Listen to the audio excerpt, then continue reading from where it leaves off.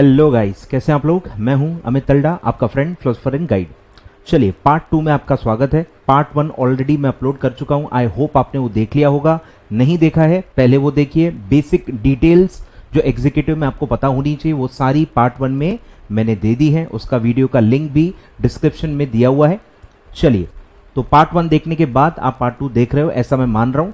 अब मैं डिटेलिंग या जो अंदर की बातें वो आपको बताऊंगा जो ऑन पेपर नहीं है, जो मेरे एक्सपीरियंस से, स्टूडेंट्स के फीडबैक से मुझे पता चली है, और वो मैं आपको पास ऑन कर रहा हूं ताकि आप बहुत अच्छे से एग्जीक्यूटिव को टैकल कर पाएं। चलिए, तो मैंने लास्ट वीडियो में ही बताया था कि मैं क्या टॉपिक्स पे बात करने वाला हूं। ये उसकी पूरी लिस्ट है जिसमें बात करने वाला हूं। One by one let's start the discussion. चलिए, तो जैसे कि आपको पता है कि ईईटी में आपको लॉगिन आईडी पासवर्ड मिला ही नहीं था, बराबर। लॉगिन आईडी पासवर्ड मिला ही नहीं था, बस नॉर्मल एप्लीकेशन नंबर मिला था, उसके थ्रू ही और डेट ऑफ बर्थ के थ्रू ही आपने एग्जाम दे दिया था, ठीक है। लेकिन अब आप सीएस के स्टूडेंट बन चुके हो।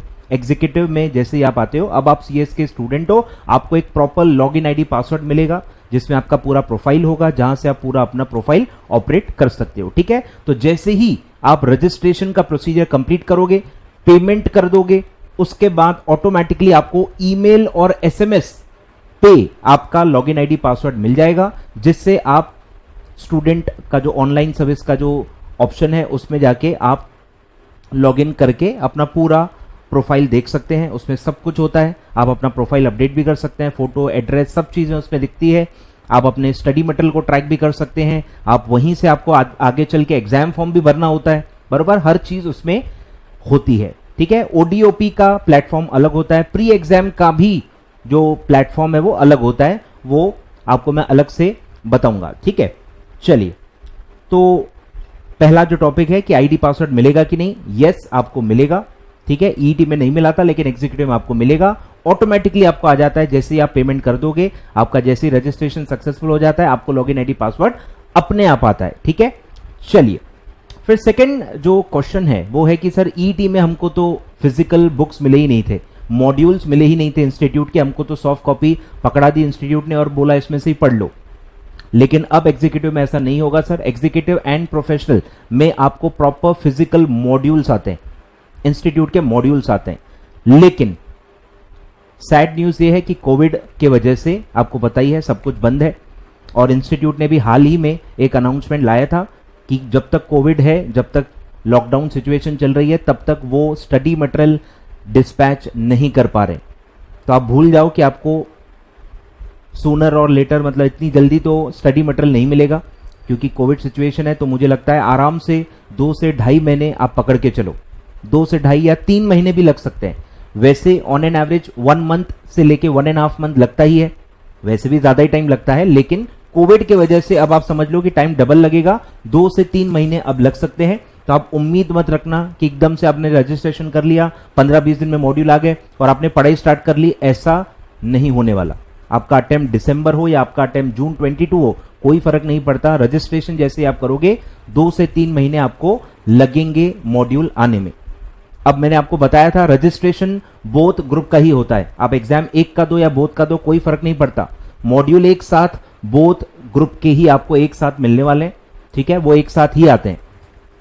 चलिए, तो फिजिकल बुक का कॉस्ट ऑलरेडी आपके रजिस्ट्रेशन फी में इंक्लूडेड है, मैं ऑलरेडी बता भी चुका हूं पार्ट 1 वीडियो में, ठीक है। और डायरेक्टली आपको आ जाएगा, आपको अलग से कोई प्रोसीजर करने की जरूरत नहीं है। जैसे ही आपने रजिस्ट्रेशन कर लिया, इंस्टीट्यूट अपने काम पे लग जाती है और एक एक करके वो डिस्पैच करती है। आपको अलग से कोई एप्लीकेशन, कोई ईमेल, कुछ भी करने की जरूरत नहीं है, ठीक है। और कोविड की वजह से मैं आपको बता रहा हूं कि टाइम ज्यादा लगेगा, तो पेशेंस बहुत ही ज्यादा आपको रखना पड़ेगा विथ रिस्पेक्ट टू मॉड्यूल्स। तो आपके पास सर चॉइस क्या है? चॉइस यही है कि इंस्टीट्यूट के वेबसाइट पे कुछ ही समय में मॉड्यूल्स आ जाएंगे। अपडेटेड मॉड्यूल्स आई थिंक आ जाने चाहिए, ठीक है, अभी तक या कुछ समय में आ जाएंगे। अभी आप वेबसाइट चेक करोगे, एकेडमिक कॉर्नर पे आप जाओगे आईसीएसआई के वेबसाइट पे, तो आपको जून 21 के ही मॉड्यूल्स दिखेंगे अपडेटेड। दिसंबर 21 के अभी तक नहीं आए हैं, बट जुलाई या अगस्त तक नॉर्मली इंस्टीट्यूट अपडेट करके डाल देता है, ठीक है। तो गुड न्यूज ये है कि जुलाई या अगस्त में ही आपको मिलेगा, मतलब अपडेटेड मॉड्यूल की सॉफ्ट कॉपी के लिए भी वेट करना पड़ेगा। अपडेटेड मॉड्यूल की सॉफ्ट कॉपी के लिए भी आपको वेट करना ही पड़ेगा। जुलाई या अगस्त में अपडेटेड मॉड्यूल्स इंस्टीट्यूट वेबसाइट पे सॉफ्ट कॉपी डालता है, ठीक है। तो चॉइस यही है कि आप कोई भी मार्केट से कोई भी ऑथर की बुक्स आप बाय करके, रेफरेंस बुक बाय करके पढ़ाई स्टार्ट कर सकते हैं। वैसे जहां से आप क्लासेस करते हो वहां से तो एक बुक आपको मिलती ही है, बट आप एडिशनल स्टडी, एडिशनल कवरेज के लिए कोई भी अच्छे ऑथर का बुक आप ले सकते हो, कोई भी पब्लिकेशन का, ठीक है। चलिए सर, फिर है सर ये रजिस्ट्रेशन की वैलिडिटी क्या है। जैसे आप ईटी आपने पढ़ा था, आपको पता ही होगा, जो 1000 फी आप भरते हो वो पर अटेम्प्ट होती है, 1000 रुपी पर अटेम्प्ट होती है। पर यहां पे जो आप 10,100 रुपीज आप भर रहे हो, ये पर अटेम्प्ट नहीं है, ये 5 साल के लिए, इसकी वैलिडिटी 5 साल की आपको मिलती है। और सर 5 साल में हम नहीं पास हो पाए तो फिर आपको एक्सटेंड करना पड़ता है, फिर से 10,100 नहीं भरने होते हैं, आपको अपना रजिस्ट्रेशन का जो वैलिडिटी है उसको एक्सटेंड करना होता है। उसको कहते हैं डिनोवो, उसको कहते हैं डिनोवो। डिनोवो की फी होती है सर 2000, सिर्फ 2000 में आप और 5 साल अपना रजिस्ट्रेशन एक्सटेंड कर सकते हैं।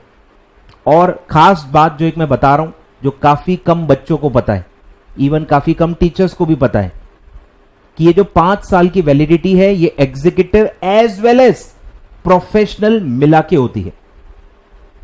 यानी 5 साल में आपको वैसे एग्जीक्यूटिव प्रोफेशनल दोनों पास करने चाहिए।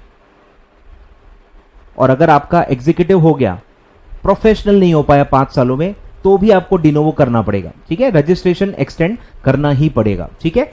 तो वैलिडिटी ये जो 5 साल मिलती है वो executive as well as professional मिला के होती है, ठीक है। चलिए सर, तो नंबर ऑफ अटेम्प्ट्स की बात करें तो 10 अटेम्प्ट मिलते हैं। 5 साल में कितने अटेम्प्ट होते हैं सर? 10।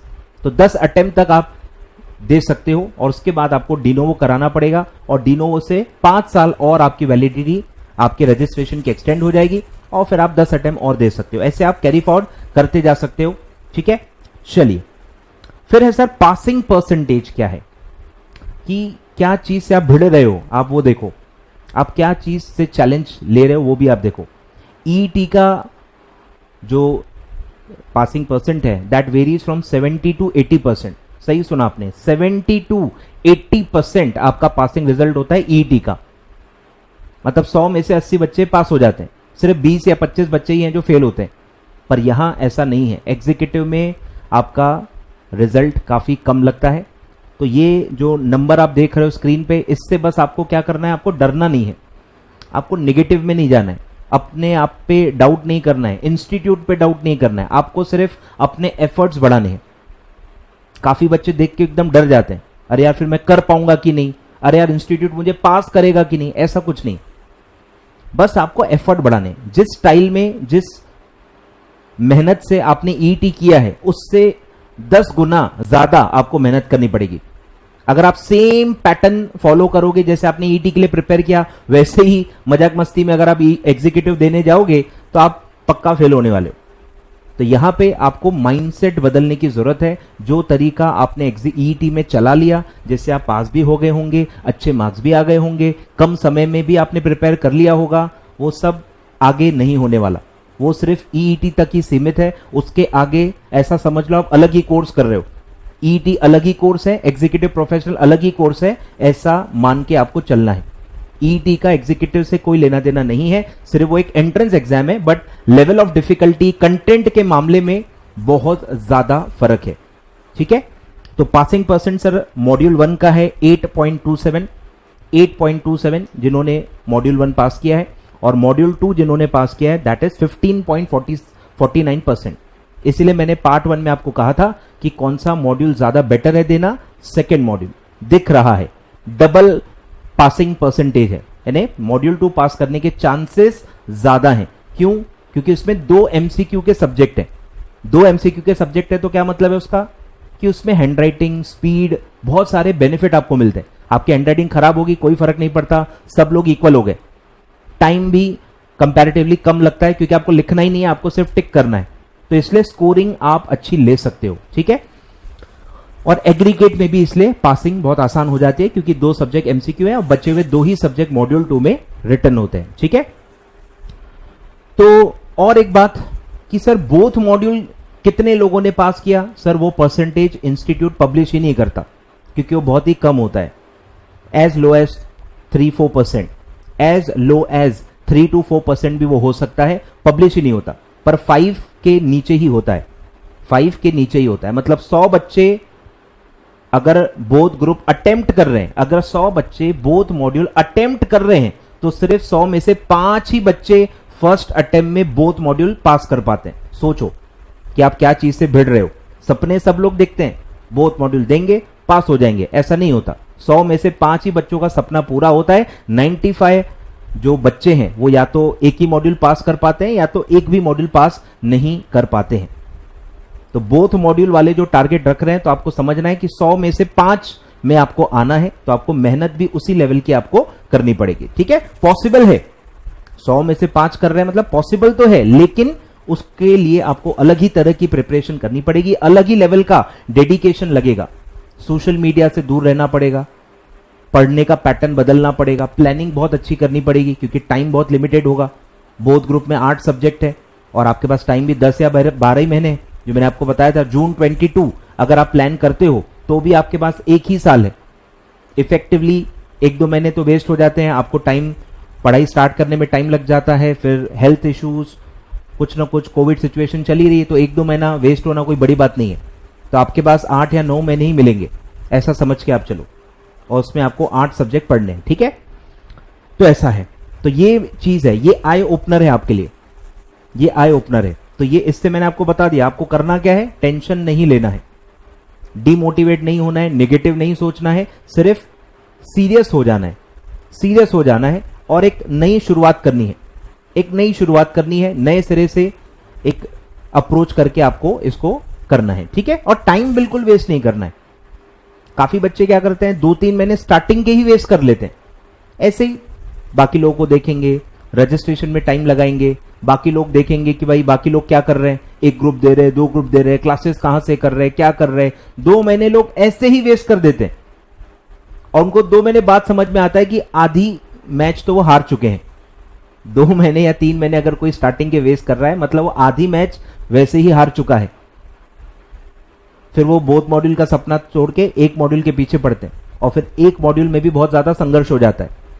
तो टाइम वेस्ट नहीं करना है। स्टार्टिंग के जो टाइम है 2 या 3 महीने जो आपके हैं, इसमें आपको बहुत ही अच्छे से शुरुआत करनी है और 2-3 सब्जेक्ट कंप्लीट कर लेने, ऐसा टारगेट आपको रखना है, या 3 या 4 सब्जेक्ट 30-40% कंप्लीट कर लेने। ऐसे टारगेट जो रखते हैं वो ही बोथ ग्रुप अचीव कर पाते हैं। ठीक है, चलिए सर, अब मैं आपको क्या हेल्प करूंगा, मैं कौन से सब्जेक्ट्स में डील करता हूं। ठीक है, मैं 2 ही सब्जेक्ट में डील करता हूं, corporate and management accounting and financial and strategic management. दोनों के दोनों सब्जेक्ट ग्रुप 2 में आते हैं और दोनों के दोनों सब्जेक्ट एमसीक्यू बेस्ड हैं और दोनों के दोनों सब्जेक्ट प्रैक्टिकल सब्जेक्ट्स हैं, प्रैक्टिकल है। ठीक है, तो ये 2 सब्जेक्ट्स में मैं डील करता हूं। इसके मैं फ्री रिवीजन नोट्स हर अटेम्प्ट में देता हूं, फ्री रिवीजन नोट्स आपको मिलेंगे, कुछ कंसेप्ट बेस्ड वीडियोस भी मैं पोस्ट करता हूं, इसका मैं गाइडेंस भी देता हूं, काफी ज्यादा गाइडेंस देता हूं मैं कि कैसे आप टैकल कर सकते हो, क्या छोड़ सकते हो, क्या पढ़ सकते हो, कितना समय लगता है, रिवीजन कैसे करना है, कहां से पढ़ सकते हो,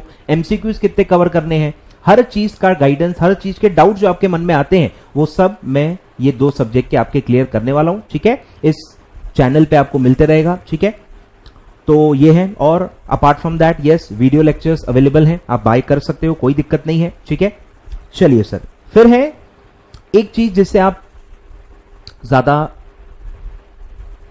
इंफॉर्म नहीं हो, जिसके बारे में आपको ज्यादा जानकारी नहीं है, वो है अमेंडमेंट।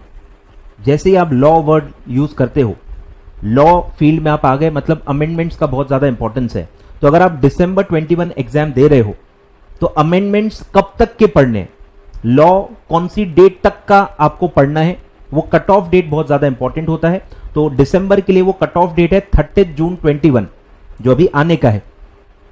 तो 30 जून तक जो भी अमेंडमेंट्स आ चुके हैं, गवर्नमेंट ने जो भी अमेंडमेंट्स नोटिफाई कर दिए हैं, वो सब आपके सिलेबस में इंक्लूडेड है और वो सब आपको पढ़ के जाने, आए ख्याल में। और अगर आप जून 22 का अटेम्प्ट देने वाले हो तो 31 दिसंबर 21 तक के अमेंडमेंट्स आपको पढ़ने पड़ेंगे, आए ख्याल में। अब आपको यहीं से एक चीज समझ में आनी चाहिए कि अगर आप दिसंबर एग्जाम दे रहे हो और अमेंडमेंट्स 30 जून तक हैं, मतलब जो फ्यूचर की डेट है, अभी तो मई चल रहा है ना, तो अब आप जो बुक्स खरीदने वाले हो या जो भी बुक्स आपको मिलने वाली हैं, वो 30 जून तक कैसे अमेंडमेंट होगी, सोच के देखो ना, जो डेट आई नहीं है, फ्यूचर के अमेंडमेंट्स हम आज कैसे डालेंगे? तो अभी जो भी बुक्स आप लोगे, मई, जून, जुलाई में भी इवन अमेंडेड बुक्स जो होते हैं ना, प्रॉपर 30 जून तक के अमेंडमेंट्स इनकॉर्पोरेट करके जो नए बुक्स आते हैं वो अगस्त में आते हैं। जुलाई एंड या उसके बाद से आना चालू हो जाते हैं। अगस्त में नॉर्मली प्रॉपर अमेंडेड बुक्स दिसंबर के आ जाते हैं। तो क्या आप अगस्त तक वेट करोगे पढ़ाई स्टार्ट करने का? बिल्कुल नहीं। तो आपको पढ़ाई स्टार्ट करनी है। अभी जो भी बुक्स अवेलेबल हैं वो 31 दिसंबर 2020 31 दिसंबर 2020 तक ही अमेंडेड होते हैं। मतलब आपको जनवरी से लेके जून तक के अमेंडमेंट्स अलग से पढ़ने पड़ते हैं, और ये बहुत ही नॉर्मल बात है। काफी बच्चे इसमें निगेटिव देखते हैं कि यार अलग से पढ़ना पड़ेगा। ये ऐसा ही है भाई, ये फील्ड ही ऐसी है। पूरी अमेंडेड चीज के लिए वेट करोगे तो आपके 3-4 महीने वैसे ही वेस्ट हो जाएंगे।